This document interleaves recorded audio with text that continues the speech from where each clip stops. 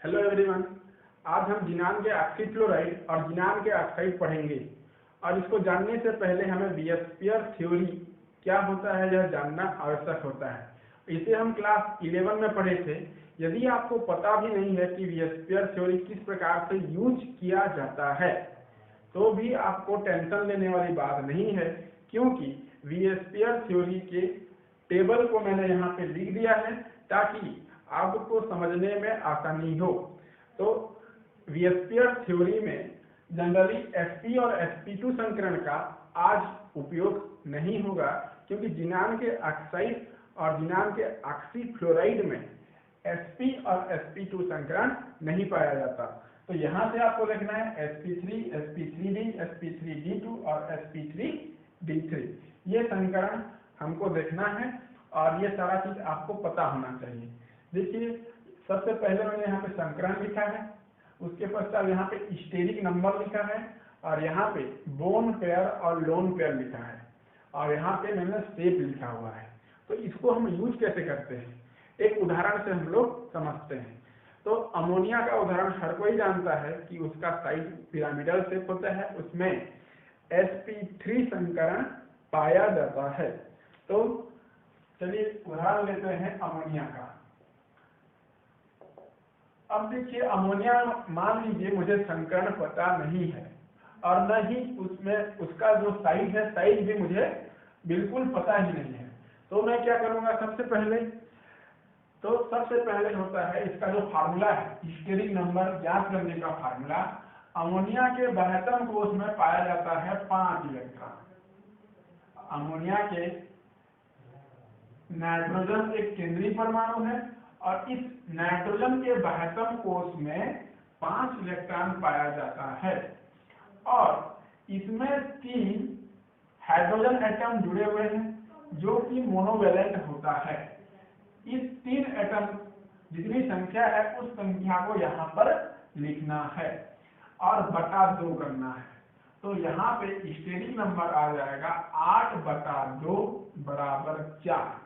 Steric number 4 आया तो देखिए 4 कहाँ पे है, यहाँ पर है 4। इस बीएसपीआर थ्योरी के टेबल को देखिए, जहाँ पर 4 है संकरण भी वही होगा, मतलब अमोनिया में sp3 संकरण पाया जाता है। अब देखिए sp3 संकरण तो हो गया। इस अमोनिया में देखिए 3 जो है 3 हाइड्रोजन है और ये 3 हाइड्रोजन बंधित है, बंध बनाने में यहाँ पर भाग लिए हैं और इसके पास टोटल 5 इलेक्ट्रॉन होते हैं बाह्यतम कोश में। 5 इलेक्ट्रॉन में 3 इलेक्ट्रॉन तो बंध बनाने में भाग लिए, बचे उसके पास 2 इलेक्ट्रॉन, मतलब 1 इलेक्ट्रॉन युग्म बचा, 1 इलेक्ट्रॉन युग्म उसके पास बचा। तो इसीलिए एक एकाकी इलेक्ट्रॉन युग्म को इस प्रकार से लिखते हैं। तो 3 बंधित मतलब ये हो गया 3 बंधित बॉन्ड पेयर 3 और लोन पेयर एकाकी इलेक्ट्रॉन युग्म कितना है 1। तो इसीलिए यहाँ पर आएंगे सीधा इस टेबल में 3+1, तो इसका साइज क्या हो जाएगा, पिरामिडल। अतः अमोनिया में पाया जाता है स्टेरिक नंबर 4 sp3 संकरण और sp3 संकरण के पश्चात इसका जो साइज होता है पिरामिडल शेप होता है। इस प्रकार से हम इस टेबल का यूज करते हैं। अब याद रखना, यहाँ पे जो मैंने 3 लिखा है हमेशा मोनोवैलेंट एटम का लिया जाता है और पूरे आवर्त सारणी में मोनोवैलेंट एटम जो होता है 1s ब्लॉक होता है और हेलोजन फ्रेंडली होता है, फ्लोरीन, क्लोरीन, ब्रोमीन और आयोडीन, ये होते हैं मोनोवैलेंट एटम। उसी को काउंट करना है और इस 3 वाले संख्या के जगह पे लिखना है अकॉर्डिंग टू मॉलिक्यूल के अनुसार। तो यहाँ पे समझ में आया होगा कि इस बीएसपीआर थ्योरी को किस प्रकार से यूज किया जाता है। अब इसी को इस टेबल को हम जिनान के ऑक्साइड और ऑक्सीफ्लोराइड में यूज करेंगे। तो किस प्रकार, तो सबसे पहला जो उदाहरण है जिनान XE। तो सबसे पहला जो उदाहरण है तो क्या है XeO और F2। ये होता है पहला उदाहरण। अब देखिए जिनान जो होता है, जिनान 18 इलेक्ट्रॉन 18 वर्ग वाला समूह होता है, अतः जिनान के बाह्यतम कोश में कितने इलेक्ट्रॉन पाए जाते हैं? 8 इलेक्ट्रॉन पाए जाते हैं। तो यदि मैं इस जिनान जो सेंट्रल एटम होता है इसका मैं स्टेरिक नंबर निकालूं तो किस प्रकार से निकालूंगा? स्टेरिक नंबर पहला 8 होता है, इसके बाह्यतम कोश में, जिनान के बाह्यतम कोश में 8 इलेक्ट्रॉन प्लस, देखो यहाँ पे 3 एटम है, जिनान से 3 एटम जुड़ा हुआ है, ऑक्सीजन और फ्लोरीन। इसमें मोनोवेलेंट एटम कौन सा है? फ्लोरीन है। तो फ्लोरीन की संख्या कितनी है? 2, इसीलिए मैंने यहाँ पे लिखा 2। ऑक्सीजन को लेना नहीं है क्योंकि वह मोनोवेलेंट एटम नहीं है, बटा 2 बराबर इसका मान कितना आया? 5 आया तो कौन सा संकरण होगा? sp3d संकरण होगा। और जब sp3d संकरण होगा तो देखिए जो सामान्य संरचना बनने वाली है कौन सी बनेगी? ट्राइगोनल बाइपिरामिडल, त्रिकोणीय द्विपिरामिडीय। लेकिन जिनान के बाह्यतम कोश में जो 8 इलेक्ट्रॉन पाया जाता है, इस 8 इलेक्ट्रॉन में फ्लोरीन लेगा 2 इलेक्ट्रॉन और ऑक्सीजन लेगा 2 इलेक्ट्रॉन, टोटल 4 इलेक्ट्रॉन तो यहाँ से निकल गए। तो उसके पास इस जिनान के पास अब भी जो है 2 लोन पेयर ऑफ इलेक्ट्रॉन बचेंगे। इस जिनान के पास अब भी 2 लोन पेयर ऑफ इलेक्ट्रॉन बचेंगे। तो देखिए 2 लोन पेयर ऑफ इलेक्ट्रॉन, 3 बंद, ठीक है, 3 बंद और 2 लोन पेयर ऑफ इलेक्ट्रॉन कहाँ पे दिख रहे हैं? 2 लोन पेयर, 3 बंद और 2 लोन पेयर यहाँ पे दिख रहा है। 3 + 2, तो T से किसकी आकृति होगी? जिनान ऑक्सीक्लोराइड XeO की संरचना होगी। तो जिनान को यहाँ लिखिए, डबल बॉन्ड को यहाँ डालिए और फ्लोरीन को इस प्रकार से यहाँ डालिए, और यहाँ पे तो लोन पेयर होता है तो इस लोन पेयर को काउंट नहीं करना है। तो देखिए फ्लोरीन और ऑक्सीजन शेप कैसा बना? T से। इस लोन पेयर को शेप में काउंट नहीं करते, जो बंद बनाया है उसी बंद को आपको शेप में काउंट करना है। तो देखिए T शेप की आकृति इसकी हो गई। तो यहाँ पे XeO में जिनान सेंट्रल एटम है, स्टेरिक नंबर निकालना है तो 8, जिनान का बाह्यतम कोश का इलेक्ट्रॉन होता है 2, क्योंकि यहाँ पे मोनोवेलेंट एटम फ्लोरीन है इसीलिए 2, उसकी संख्या 2 है, इसलिए मैंने यहाँ पे 2 लिखा और बटा 2, तो 5 आया मतलब sp3d संकरण। और sp3d में बंधित युग्म कितने हैं? 3 और एकाकी इलेक्ट्रॉन युग्म कितने हैं? 2, तो बंधित युग्म 3 और 2, तो शेप आया T से। इस प्रकार से बेस्पियर थ्योरी की सहायता से शेप निकाला जाता है, संकरण निकाला जाता है। नेक्स्ट उदाहरण हम लोग देखते हैं, XeOF4 का उदाहरण देखते हैं। नेक्स्ट उदाहरण है XeOF4। आप खुद स्वयं अपने से निकाल सकते हैं XeOF4। अब देखिए जिनान जो है सेंट्रल एटम, बाह्यतम कोश में कितने इलेक्ट्रॉन? 8, मोनोवेलेंट एटम की संख्या फ्लोरीन केवल है तो यहाँ पे 4 बटा 2, तो यहाँ पे 8 4 12 बटा 2 मतलब 6 आया तो कौन सा संकरण? sp3d2। अब देखिए टोटल कितने हैं यहाँ पर? 5 एटम है जो बंद बनाने में, 5 एटम जो है बंद बनाने में भाग रहे हैं। ऑक्सीजन 2 बंद बनाता है, मतलब यहाँ पे टोटल कितने बंद बन रहे हैं? 6 बंद बन रहे हैं। ऑक्सीजन का 2 और फ्लोरीन का 4 2 6 बंद बन रहा है। अब देखो जिनान के 8 में 6 इलेक्ट्रॉन तो बंद बनाने में भाग लिए, मतलब 1 इलेक्ट्रॉन पेयर अब भी उसके पास है। जब 1 इलेक्ट्रॉन पेयर उसके पास है तो यहाँ पे 5 बंद बनेगा, ठीक है, मतलब 5 एटम बंद बनाएंगे और 1 एकाकी इलेक्ट्रॉन युग्म बचेगा तो 5 + 1, तो संरचना कौन सी होगी?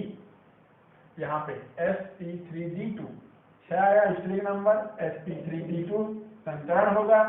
और यहाँ पे टोटल 5 एटम बंद बना रहे हैं, तो 5 एक बढ़ गया तो 5 + 1, तो संरचना क्या होगी, स्क्वायर पिरामिडल इसकी संरचना हो जाएगी। अब कैसे बनेगा, XE, अब देखो यहाँ पे ऑक्टाहेड्रल जनरली रहता है, डबल बॉन्ड O यहाँ पे रहेगा और यहाँ पे लोन पेयर ऑफ इलेक्ट्रॉन रहेंगे, फ्लोरीन फ्लोरीन फ्लोरीन फ्लोरीन और डबल बॉन्ड ऑक्सीजन।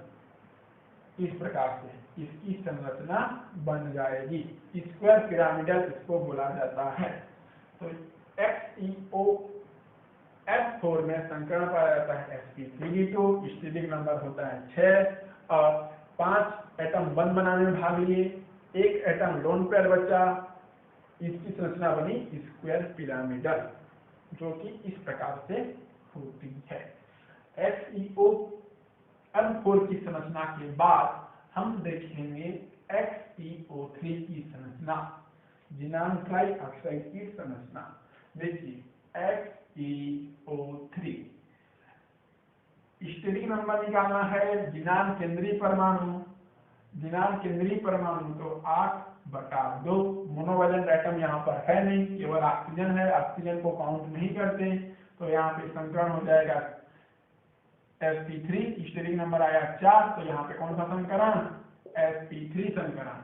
अब देखिए जिनान के पास 8 इलेक्ट्रॉन है तो 6 इलेक्ट्रॉन बंद बनाने भाग लिए, मतलब 3 यहाँ पे बंधित है, 3 बंधित है और एक जो लोन पेयर है बच जाएगा।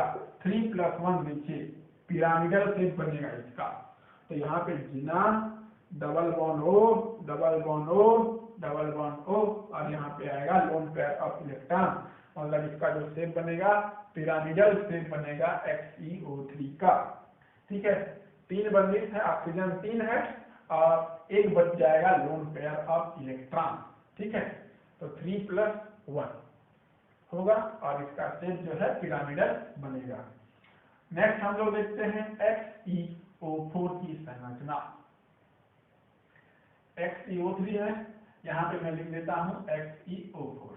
फिर वही सेम प्रोसेस, स्टेरिक नंबर निकालना है, तो यहाँ पे 8/2 होगा, क्योंकि ऑक्सीजन मोनोवैलेंट एटम है नहीं तो उसको लेना ही नहीं है, तो यहाँ पे 4 आएगा, 4 आएगा तो sp3 संकरण होगा और 4 है, यहाँ पे भी 4 बंद बनाने में भाग ले रहा है, इस 4 जो 4 आया है 4 का 4 बंद बना रहा है, तो यहाँ पे क्या होगा 4 + 0, 4 + 0 कहाँ पे है, ये है, तो टेट्राहेड्रल इसका शेप बनेगा, तो यहाँ पे टेट्राहेड्रल शेप बनाइए, xenon double bond O double bond O double bond O double bond O, tetrahedral इसका शेप बन जाएगा।